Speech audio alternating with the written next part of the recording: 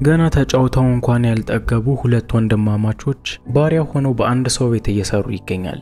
አንደኛው ሺን ሲሆን ሌላኛው ደግሞ ፒዮ ይባላል። ሁለቱ ልጆች ደግሞ ገዝቷቸው በቤት ውስጥ የሚያሰራቸው አንክል ው የተባለ ሰው ነው።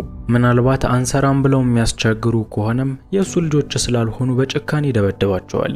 ወንድማማቾቹም ቢሆን ከሰውየው ድብደባ ለመሸሽ ሲሉ መስራት ያለባቸውን ነገር በሙሉ ይሰራሉ። ወደፊትም የፈጣሪ መልካም ፈቃዱ ከሆነ ጀነራል አዮኪ እንደሚባለው ሰው ታዋቂ ጀነራል እንሆናለን የሚል ህልምም አላቸው። ልጆቹ ጀነራል የመሆን ፍላጎታቸው እንዲሁ በአይምሮአቸው ውስጥ ብቻ ያለ አይደለም። ሰውየው ከሚያሰራቸው አድካሚ ስራ በኋላ ያለቻቸውን ጊዜ የሚለማመዱበት ሲሆን ጀነራል ለመሆንም ካሁኑ እየሰሩ ይገኛል። አንድ ቀንም እንዲሁ በጫካ ውስጥ ከአሰሪያቸው ተደብቀው በሚለማመዱ ሰዓት ጀነራል ቼንግ የተባለ ሰው ልጆቹን ተመልክቷቸዋል። ጀነራል ቼንግ ለንጉሱ የቀኝ እጅ ሆኖ የሚሰራ የሚፈራ ሰው ነው። ታዲያ ጀነራሉም የልጆቹን ብቃት ከተመለከተ በኋላ ወደ አንክል ዎ ጋር በመሄድ ልጆቹን መውሰድ እንደሚፈልግ ተናግሯል። በአሁኑ ሰዓት ከየቤቱ ለንጉሱ ብቁ ናቸው ያልናቸውን ልጆች እየወሰድን ነው። በዚህም መሰረት ከሁለቱ ልጆች መካከል ፒዮ የተባለው ትልቁን ልጅ መውሰድ ፈልጋለሁ። እቺን ምሽት ከናንተ ጋር ያሳልፍና ነገ ጎህ ከመቅደዱ በፊት ወደኛ ይምጣ በማለት ጀነራል ቼንግ ትዕዛዙን ሰጥቶ ከቦታው ላይ ለቆ ሄዷል። በሌላ በኩል ሁለቱ ወንድማማቾች ሁለቱም ታዋቂ ጀነራል መሆን ይፈልጋሉ። ይሁን እንጂ ሺን ሳይመረጥ ቀርቶ ታላቅ ወንድሙ ፒዮ በመመረጡ ምክንያት ምንም አልከፋውም። ለኔም ቢሆን ቀን አለ የሆነ ጊዜ ላይ ሰርቻ አንተ ጋር መጣለሁኝ በማለት ለወንድሙም በሄደበት ሁሉ መልካም እንዲገጥመው ተመኝቶለታል። በመቀጠልም ጎህ ሳይቀድ ወደ ቤተ መንግስት በፍጥነት መሄድ ስላለበት የመጨረሻ ፍልሚያቸውንም አንድ ላይ አድርገዋል። ከዛ በኋላ ያሉት ቀኖች ለሺን ትንሽ አስቸጋሪ ሆነውበታል። በፊት ከወንድሙ ጋር ሆኖ እንኳን የሚያደክመውን የቤቱን ስራ አሁን ለብቻው እየሰራ የሚገኝ ሲሆን ከዛ በኋላ ደግሞ ከበፊቱ በበለጠ መሰልጠን ጀምሯል። አንዳንዴም አለቃዬ ከደበደበኝም ይደብድበኝ በማለት ረጅም ሰዓቱን በስልጠና ላይ ያጠፋ ነበር። ያለመታከትም ብዙ አይነት ስልጠናዎችን ሲወስድ ስለቆየ የእንጨት ሰይፍ በመጠቀም ብቻ ድንጋይ የመሰንጠቅ አቅም እንኳን አግኝቷል። አንድ ቀንም ሺን ከአድካሚ የቀን ውሎ በኋላ እረፍት እየወሰደ ነበር። በድንገትም ወንድሙ ፒዮ ወደ ቤት ውስጥ የመጣ ሲሆን ሰውነቱ በሙሉ በደም ተሞልቷል። በአሁኑ ሰዓት ቤተ መንግስት ውስጥ የሚገኘው የንጉሱ ታናሽ ወንድም በታላቅ ወንድሙ ላይ አመጿል። የልጁ ሐሳብም ከታላቅ ወንድሙ ላይ ንግስናውን ነጥቆ ለራሱ ንጉስ መሆን ሲሆን ምስኪኑ ፒዮም ምንም በማያውቀው እዚህ መሃል ሰለባ ሆኗል። ከዚህ በኋላም በህይወት ተርፋለሁኝ የሚል ምንም ተስፋ የለውም።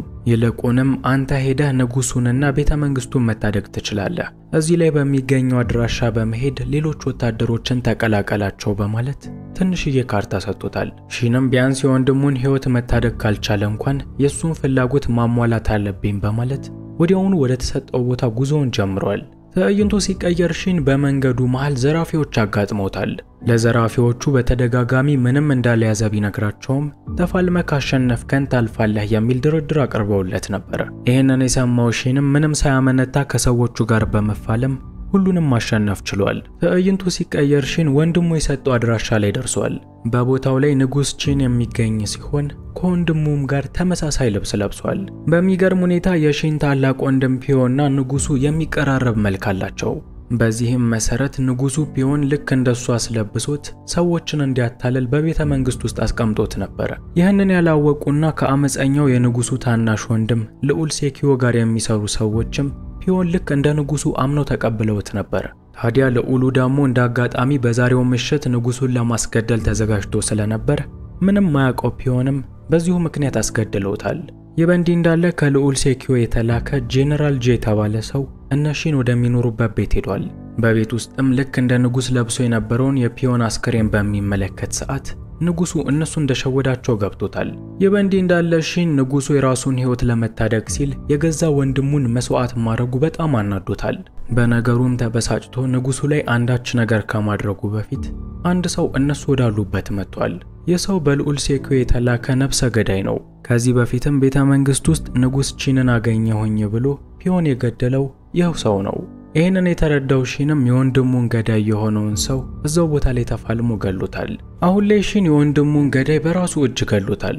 ይሁን እንጂ የንጉስ ቺን ራስ ወዳድነት ከአይምሮ ሊረሳው ስላልቻለ በየሄዱበት ሁሉ ሲወቅሰው ነበር። ንጉስ ቺን ደግሞ ራሱን እንደ ጥፋተኛ አይቆጥርም። ወንድምህ የመጣው ራሱን መስዋዕት አድርጎ ታላቅ ጀነራል ለመሆን ነበር። የሱ ደም የፈሰሰው በከንቱ አይደለም። የንጉሱንም የሀገሪቱንም ህልውና በሱ ህይወት አስጠብቋል።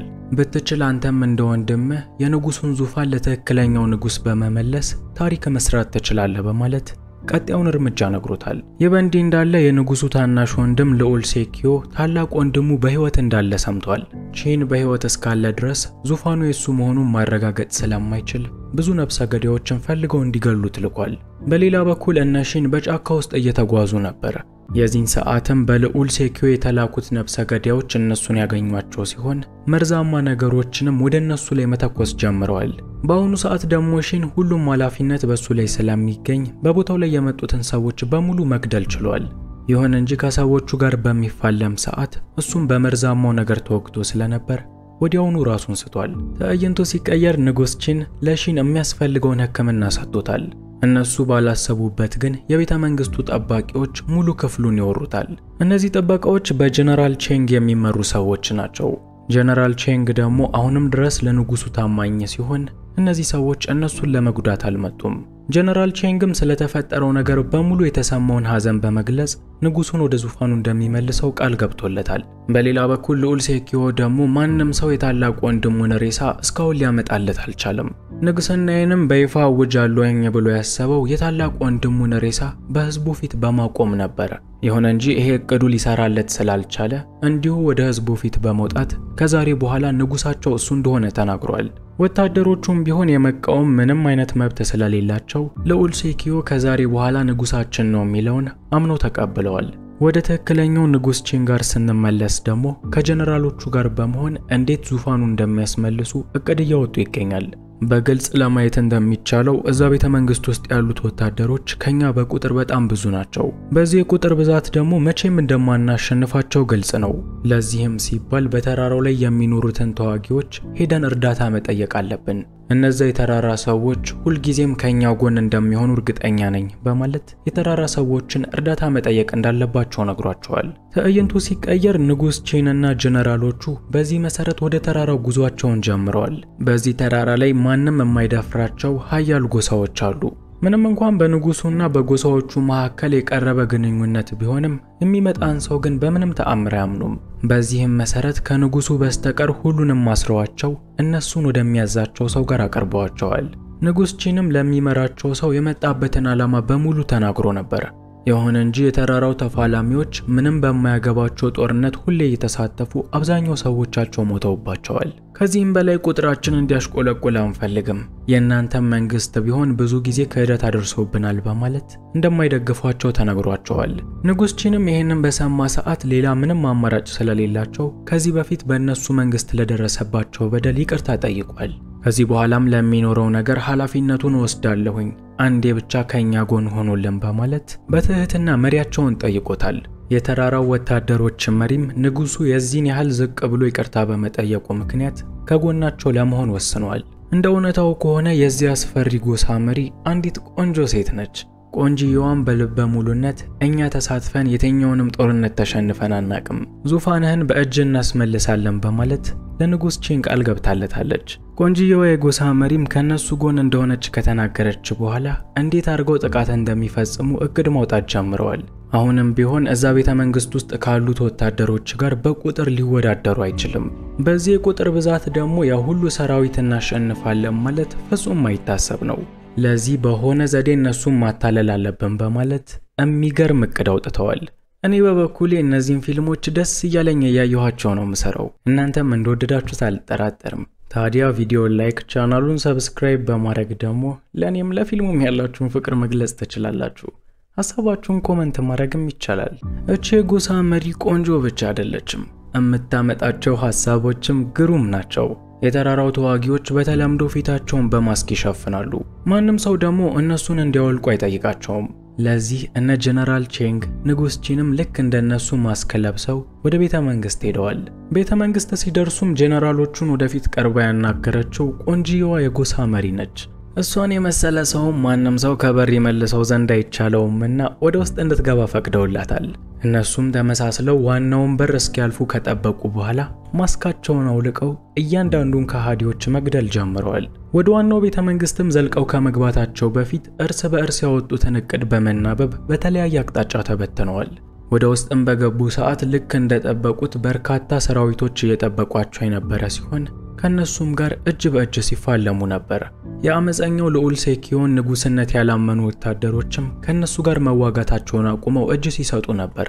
አይ ንጉሳችን አመፀኛው ሴኪዮን ያሉት ሰዎች ደግሞ ከነሱ ጋር እየተዋጉ የነበረ ሲሆን ንጉስ ቺንም ሳይቀር እያንዳንዳቸውን ሲገላቸው ነበር። በሌላ በኩል የልዑሉ ሰዎች እስካሁን ደብቀውት የነበረን አንድ ግዙፍ ጃይንት ለቀውታል። ጃይንቱም እነሺንን በዛ በኩል እንዳያልፉ ለረጅም ሰዓት ሲያሰቃያቸው የነበረ ሲሆን በመጨረሻው ሰዓት ግን ሺን ወደ ላይኛው ቤት ልኮታል። አሁን ላይ እነሺን አመፀኛው የሚገኝበት ክፍል ደርሰዋል። ልዑል ሴኪዮ ደግሞ በፊቱ ላይ ምንም ፍራቻ የለበትም። በታላቅ ወንድሙም ዙፋን ላይ በኩራት ቁጭ ብሎ ጀነራል ጂንን ከተደበቀበት እንዲወጣ ያደርገዋል። ልዑሉ ውጪ ካሰለፋቸው ሰራዊቶች በሙሉ በዚህ ጀነራል ላይ ይተማመንበታል። እናም ከንጉስ ጂን ሰዎች መካከል እሱን ደፍሮ የሚፋለም ሰው ካለ መፋለም ይችላል በማለትም መድረኩን ክፍት አድርጎላቸዋል። ከልጅነቱ ጀምሮ ከወንድሙ ጋር ሲሰለጠን የነበረው ሺን ደግሞ ይሄ ለሱ ፍጹም አስደሳች ነገር ነው። ያለምንም ማመንታት ፍልሚያውን የተቀበለ ሲሆን ጀነራል ጂንንም ብዙ ሳያለፈው ወዲያውኑ መግደል ችሏል። የጀነራሉን ሞት የተመለከተው ልዑል ሴኪዮ ደግሞ ሌላ የሚተማመንበት ነገር ስለሌለ ወደ ውጪ በመሮጥ ወጥቷል። ይሁን እንጂ ውጪ ላይ አንድም ከሱ ወገን የሆነ ሰው የለም። የቤተ መንግስቱን ግቢ የሞሉት የተራራው ተፋላሚዎችና የንጉስ ቺን ታማኝ ሰዎች ናቸው። በእነዚህ ሰዎች መሃልም የትም አልፎ መሄድ ስለማይችል ከታላቅ ወንድሙ ጋር ለመፋለም ሞክሮ ነበር። ይሁን እንጂ የማይቻለው ሴኪዮ ታላቅ ወንድሙን በትዕቢት እንጂ በፍልሚያ መቼም በልጦት አያውቅም። በተመሳሳይ ሰዓት አገር ምድሩ የሚያከብረውና የሚፈራው ጀነራል አዮኪ ወደ ቦታው ላይ መጥቷል። ጀነራል አዮኪ ማለት ፒንና ሺን እንደሱ ለመሆን የሚመኙት ታላቅ ጀነራል ነው። ይህ ጀነራልም ወደ ውስጥ ከገባ በኋላ በወንድማማቾቹ መሃል ስለገባው ሰይጣን መጠየቅ ጀምሯል። የዚህን ሰዓትም ንጉስ ቺን የታናሽ ወንድሙን ትዕቢትና ከዳተኝነት ለጀነራሉ በግልጽ አስረድቶታል። ጀነራል አዮኪም በሰዓቱ ልቡ ተረጋግቷል። በዚህም እንደ መፍትሄነት ያቀረበው መስማማቱን ነው። ታናሽ ወንድምህ እንደምትለው ሊታዘዝልህ ካልቻለ ያደረከው ትክክለኛ ነገር ነው። በየትኛውም ሰዓት ጀነራል አዮኪ ችግራችሁን ለመፍታት ከናንተ ጋር አለ። በሰላም አገሪቷን መምራት ትችላለህ በማለት ምንም ቅራኔ በሱ ላይ እንደሌለው ነግሮታል። ይሁን እንጂ አሁንም ድረስ ለልዑል ሴኪዮ ነው ምንሰራው የሚሉ አጭበርባሪ ጀነራሎች አሉ። እናም እንዴት ከንጉስ ቺን ጎን ትቆማለህ በማለት ጀነራል አዮኪን ለማጥቃት በሚሄዱ ሰዓት በአንድ ምት ብቻ ከፊት ያሉትን መስመር በሙሉ ዘርሯቸዋል። የኋለኞቹ መስመሮችም ልክ እንደ ፊተኞቹ መሆን አንፈልግም በማለት ወደ ኋላ ፈግፍገው ነበር። ይሄም ያናደደው ለልዑል ሴኪዮ ታማኝ ነኝ የሚል አንድ ጀነራል አዮኪን ለማጥቃት ወደፊት ገስግሶ ነበር። ይሁን እንጂ ደረጃውን እንኳን ወጥቶ እስኪጨርስ ድረስ ሺን አልታገሰውም። ወዲያውኑ ጀነራሉን ለሁለት በመክፈል የታላቁን ጀነራል አዮኪ ህይወት ታድጎታል። አዮኪም የሺንን ብቃት ከተመለከተ በኋላ አንድ ቀን ታላቅ ጀነራል እንደሚሆን ቃል ገብቶለታል። ለንጉስ ቺንም መልካሙን ሁሉ ተመኝቶለት ቦታውን በሚለቅ ሰዓት ሺን ወዲያውኑ አስቆሞታል። የሱና የወንድሙን ታሪክም ከነገረው በኋላ አንድ ቀን ታላቅ የንጉስ ጀነራል እንደሚሆን ቃል ገብቶለታል። እነ ንጉስ ቺንም ድላቸውን አክብረው ከተራራ ተፋላሚዎች ጋር መሰነባበት ጀምረዋል። የዚህን ሰዓትም ቆንጂየዋ የተራራ ተዋጊዎች መሪ ለሺን ስጦታ ሰጥተዋለች። ስጦታውም ቀላል ስጦታ አይደለም። ከዚህ በፊት ልክ እንደ ጀነራል አዮኪ ያሉ ታላላቅ ጀነራሎች ይዋጉበት የነበረ የተከበረ ሰይፍ ነው። ምናልባት ወንድሙ ከጎኑ ሆኖ ይሄንን ነገር ቢመለከት ደስ ይል ነበር። ምንም እንኳን ፒዮ ከጎኑ ባይኖርም ሺን ግን ታላቅ ጀነራል የመሆን ጉዞ ጫፍ ላይ ደርሷል። እሺ ፒያን ጠንቋይ ሆና ስለሰራች አልወደዳችኋትም። ይቺ ቆንጆ ግን ከ10 ሰንት ይገባታል። ኮሜንት ላይ አስቀምጡልኝ። ፊልሙ እዚህ ጋር ያበቃል። ፊልሙ ከተመቻችሁ ላይክ አድርጉት። ለቻናላችን አዲስ የሆናችሁ ሰዎች ደግሞ በሌላ ጊዜ እንደዚህ ያሉ ምርጥ ፊልሞችን ለማግኘት ቻናሉን ሰብስክራይብ በማድረግ እና የደወሉን በተን በመጫን ቤተሰብ መሆን ትችላላችሁ።